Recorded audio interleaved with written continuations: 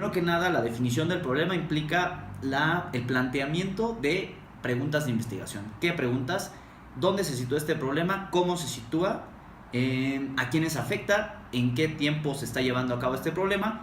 Y bueno, dependiendo de cuáles son sus causas y cuáles son sus efectos.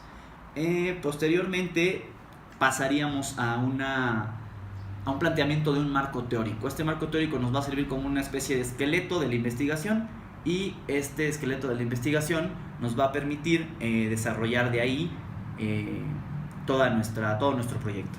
El marco teórico requiere, pues sí, de una revisión de literatura, y pues puede ser literatura, pueden ser revistas, pueden ser artículos de opinión, puede ser pues sí, también artículos científicos. Entonces esto nos va a permitir contar con una base, con una fundamentación de nuestra investigación. ¿Qué nos recomiendan los expertos? En este caso, nuestro libro de texto nos recomienda la vertebración de nuestro índice. Esto es dividir el tema en subtemas, y estos subtemas tomarlos como una especie de cajones en los que nosotros podemos insertar nuestros temas, nuestras referencias y toda nuestra información, para tener más estructurada la información y de esta forma poder trabajarla de mejor manera y no perdernos a la hora de investigar, no divagar, digamos, en este sentido. Y bueno, una vez habiendo acomodado la información en nuestros cajones que comentábamos, procedemos a aventurar una hipótesis. ¿Qué es la hipótesis? Bueno, la hipótesis es una propuesta de lo que va a ocurrir en nuestra investigación, de lo que va la conclusión a la que pretendemos llegar con nuestra investigación. La hipótesis, pues bueno, debe referirse a situaciones reales y debe formularse a forma de propuesta, como les comento. Y bueno, la hipótesis pues puede ser de varias formas. Puede hablar de una correlación o también de explicación. La correlación pues es la relación que existe entre cada una de las variables y cómo estas detonan en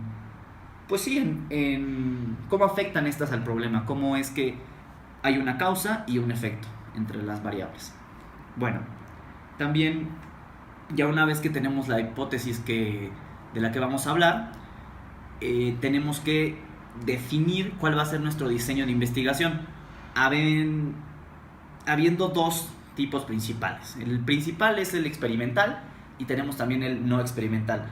El experimental, ¿qué implica? Principalmente, como su nombre lo dice, es la experimentación con variables, la modificación de estas variables. Les doy un ejemplo pues rápido. Puede ser, por ejemplo, el subsidio de las gasolinas. Nosotros, si nos ponemos en el papel del gobierno, al tener un mayor subsidio a las gasolinas a lo mejor van a ser más baratas, y nosotros queremos ver cuál es el efecto que tiene esto en los mercados y por supuesto en los consumidores. Y bueno, a través de la manipulación de este subsidio o de cualquier otra de las variables, también a lo mejor en el aumento de los sueldos de los clientes o de los consumidores, podemos tener a lo mejor un diferente efecto. Y esto no lo podríamos hacer en nuestro otro tipo de investigación, que es el no experimental. En el no experimental únicamente vamos a describir una situación y a explicar por qué a lo mejor en esta situación, pues sí, a lo mejor por qué estaba el problema de esta forma, en esta manera. Y pues en el no experimental estamos un poco más limitados porque no podemos hacer una gran modificación de variables. Entonces, pues ya dependiendo de qué problema queramos investigar o del tipo de tesis o pues sí, proyecto que tengamos, ya es pues determinante para si vamos a hacer un diseño experimental o no experimental. Y bueno, pues ya teniendo nuestra hipótesis y habiendo elegido el tipo de investigación que vamos a hacer, también tenemos que seleccionar una muestra de población. ¿Por qué? Porque pues no podemos tenemos que acotar nuestra investigación, no podemos dejarla únicamente vamos a estudiar toda una entidad o vamos a estudiar toda una ciudad, porque incluso en un estado, en una entidad, no tenemos, hay demasiada información, hay demasiada diversidad entre población, religión y pues sobre todo hablando de un país tan multidiverso como lo es México. Y bueno, las muestras son probabilísticas y no probabilísticas. ¿En qué consiste la probabilística? En la representación proporcional de cada uno de los tipos de personas o de población en nuestra muestra. Por ejemplo, cuántos son hombres, cuántos son mujeres, cuántos son niños, sus edades, a lo mejor en cuestión de salud, pues su peso, toda esta información es muy importante para nosotros en el muestreo estadístico o probabilístico.